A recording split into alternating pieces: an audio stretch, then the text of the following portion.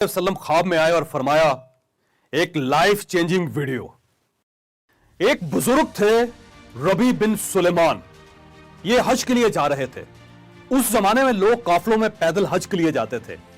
रबी बिन सुलेमान का काफला कूफा पहुंचा तो ये लोग जरूरियात का सामान खरीदने के लिए बाजार चले गए। रबी ने रास्ते में देखा एक वीरान सी जगह पर एक खच्चर मरा हुआ है और एक औरत चाकू से उसका गोश्त काट रही है। उन्होंने सोचा यह खातून शायद लोगों को मुर्दार गोश्त पकाकर खिलाती हो, लिहाजा वो टो लगाने के लिए चुपके चुपके उसके पीछे चल पड़े। वो औरत एक बड़े से मकान में पहुंची, दरवाजा खुलवाया और अंदर चली गई। घर में 4 लड़कियां नजर आईं। उनके चेहरों पर बदहाली और मुसीबत के आसार थे। औरत ने गोश्त का थैला लड़कियों के सामने रख दिया। रबी बिन सुलेमान का कहना था, मैं दर्जों से झांक रहा था, मैंने देखा अंदर से घर बर्बाद और खाली है। औरत ने रोते हुए लड़कियों से कहा, इसको पका लो और अल्लाह का शुक्र अदा करो। वो लड़कियां गोश्त काट कर उसको आग पर भूनने लगी। मुझे बहुत तकलीफ हुई। मैंने बाहर से आवाज दी, है अल्लाह की बंदी, अल्लाह के वास्ते ये ना खाओ, ये हराम है। औरत कहने लगी, तुम कौन हो? मैंने कहा, मैं एक परदेसी हूं। उसने पूछा, तो तुम हमसे क्या चाहते हो? मैंने कहा, मजूसियों के एक फिरके के अलावा किसी मजहब में मुर्दार का गोश्त जायज नहीं होता, लिहाजा ये ना खाओ। वो कहने लगी, हम सैयद हैं। इन लड़कियों का बाप बड़ा शरीफ आदमी था, उसका इंतकाल हो गया।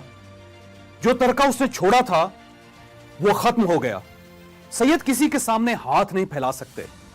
हमें मालूम है मुर्दार खाना जायज नहीं होता, लेकिन यह जिंदगी बचाने के लिए जायज हो जाता है और हमारा 4 दिन से फाका है। रबी कहते हैं, उनके हालात सुनकर मैं बेचैन हो गया। मैं काफले में वापस आया और अपने साथियों से कहा कि मैं हज के लिए नहीं जा रहा। सबने समझाया, लेकिन मैंने किसी की नहीं सुनी। मैंने अपना सामान उठाया, मेरे पास 600 दिरहम थे, मैंने वो भी लिए। मैं बाजार गया, मैंने 100 दिरहम का आटा और खाने पीने का सामान खरीदा और बाकी दिरहम आटे में छुपाकर उस खातून के घर पहुंच गया और अपना सारा सामान और आटा उसके हवाले कर दिया। उसने शुक्र अदा किया और कहने लगी, अल्लाह तेरे अगले पिछले गुनाह माफ कर दे, तुझे हज का सवाब अता फरमा दे, अपनी जन्नत में जगह दे और ऐसा बदला अता फरमाए कि जिसे देखकर सुनकर लोग तुम पर रश करें। रबी कहते हैं, हज का काफला रवाना हो गया। मैं कूफा में रुक गया। मेरा ख्याल था कि जब हाजी वापस आएंगे तो मैं उनसे अपने लिए दुआ करवाऊंगा। हाजियों का पहला काफला वापस आया तो मैं उनसे मिला और उनसे दुआ की दरख्वास्त की। उनमें से एक ने कहा, कैसी दुआ? क्या हाजी भी किसी दूसरे हाजी को दुआ देते हैं?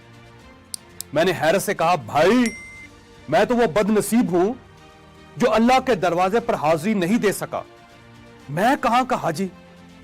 वो लोग कहने लगे, बड़े अफसोस की बात है, शायद आप झूठ बोल रहे हैं या शायद आपका दिमाग चल गया है।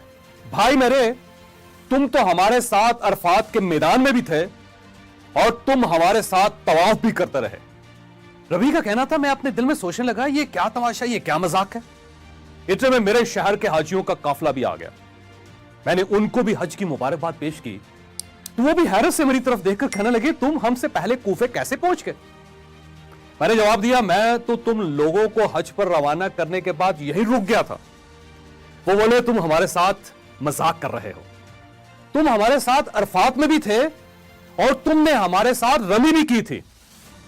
तभी कहने लगे, मेरी हैरत में इजाफा हो गया। इस दौरान उनमें से एक शख्स आगे बढ़ा और कहने लगा, भाई इनकार क्यों करते हो?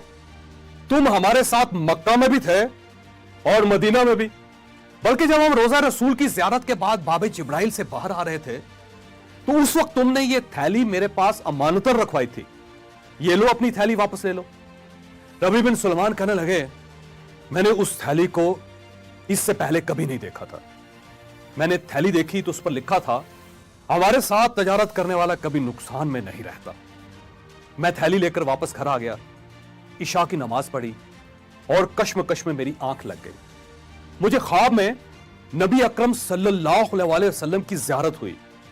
रसूल ने तबस्सुम फरमाया और इरशाद फरमाया, ऐ नबी, आखिर हम तुम्हें कितने गवाह पेश करें कि तुमने हज किया है? तू मानता ही नहीं। बात यह है कि जब तुमने उस औरत पर जो मेरी औलाद थी सदका किया और अपना हज उस पर कुर्बान कर दिया, तो अल्लाह ने एक फरिश्ता तेरी सूरत का बनाकर उसको हुक्म दे दिया कि जाओ कयामत तक हर साल रबी की तरफ से हज करते रहो। यह अब करता रहेगा। और मजीद दुनिया में तुम्हें यह इनाम दिया कि तुमने 600 दिरहम दिए थे, अल्लाह ताला ने तुम्हें 600 सोने की अशरफियां अता कर दी हैं। खोलो इस थैली को और देखो।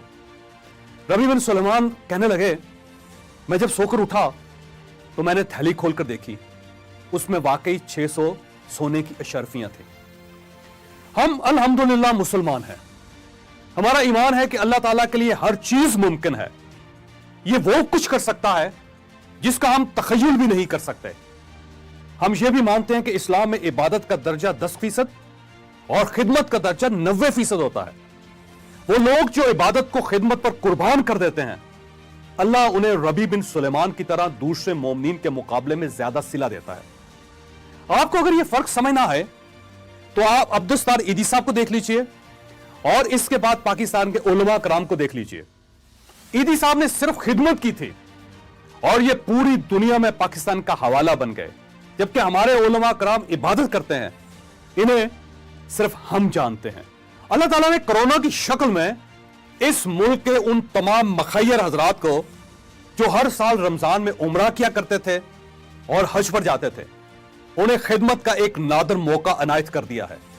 इन्हें रबी बिन सुलेमान बनने की सादत बख्श दी है। लिहाजा मेरी आपसे दरख्वास्त है, आप अपनी उम्रे और हज की रकम अलग कर दें। अपने दाएं बाएं मौजूद असली जरूरतमंद तलाश करें। वो सफेद पोश लोग ढूंढें जो गैरत की वजह से किसी के सामने हाथ नहीं फैला सकते, और आप फिर इस साल के उम्रे और इस साल के हज के पैसे उन्हें दे दें। आप इस रकम के एक हिस्से से इन्हें राशन और कपड़े भी लेकर दे सकते हैं और दूसरा हिस्सा किसी महफूज जगह इन्वेस्टमेंट भी कर सकते हैं, और इस इन्वेस्टमेंट का मुनाफा इन लोगों या इन लोगों के खानदान के लिए वक्फ भी कर सकते हैं। यूं इनका मुस्तकिल बंदोबस्त हो जाएगा और इन्हें दोबारा किसी के सामने हाथ नहीं फैलाना पड़ेगा। आप जरूरतमंद खानदानों के जवान बच्चे या बच्चियों को कोई हुनर भी सिखा सकते हैं। आप इन्हें तालीम दीजिए और इनके लिए किसी नौकरी का बंदोबस्त कर दीजिए। आप इन्हें मुस्तकिल पांव पर खड़ा कर देंगे। मैं क्योंकि बिजनेस कोच हूं, मैं लोगों को बिजनेस की ट्रेनिंग देता हूं। मैं बिजनेसमैन को अपने बिजनेस को मजीद बेहतर बनाने और चलाने की मॉडर्न टेक्निक्स भी सिखाता हूं। लिहाजा मैं इस सिलसिले में आपकी यह मदद कर सकता हूं कि आप जो भी नौजवान चूज करेंगे, मैं उसे बिजनेस की फ्री ट्रेनिंग दे दूंगा। आप इस सिलसिले में मुझसे इस नंबर पर राब्ता कर सकते हैं। यूं हम मिलकर सैकड़ों खानदानों को अपने कदमों पर खड़ा कर सकेंगे।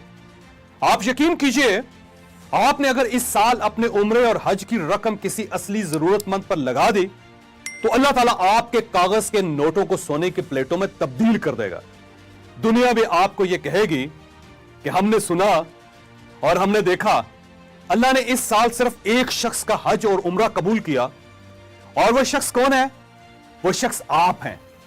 आप यकीन कर लीजिए, क्योंकि एक शख्स ने आज से 1000 साल पहले कूफा में अपना एक हज एक खानदान पर कुर्बान किया था। अल्लाह ने आज तक उस शख्स का नाम नहीं मिटने दिया। हम आज उस दौर के बादशाहों का नाम नहीं जानते, लेकिन हम आज 2020 में भी रबी बिन सुलेमान का नाम ले रहे हैं। क्या हमें इसके बाद भी किसी दलील, किसी गवाही की जरूरत है? आपको अगर यह वीडियो पसंद आई है तो आप ये किसी न किसी के साथ जरूर शेयर कीजिएगा। यह सदका जारिया है, यह किसी न किसी का माइंड जरूर चेंज करेगी।